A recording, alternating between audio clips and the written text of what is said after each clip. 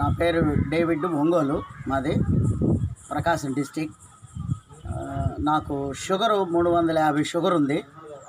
Doctor దగ్గరికి వెళ్ళినప్పుడు మీరు 350 షుగర్ మీద మీకు పెరాలసిస్ వస్తుంది సార్ అన్నారు.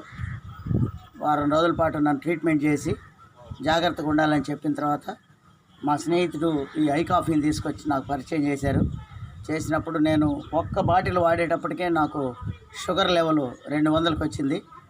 200 షుగర్ వచ్చిన తర్వాత మళ్ళీ డాక్టర్ చూపించిన తర్వాత మీరు ఏం చేశారండి, చాలా తగ్గిపోయిందని చెప్పారు. మళ్ళీ రెండో బాటిల్కి నాకు షుగర్ కంప్లీట్గా 130కి వచ్చింది.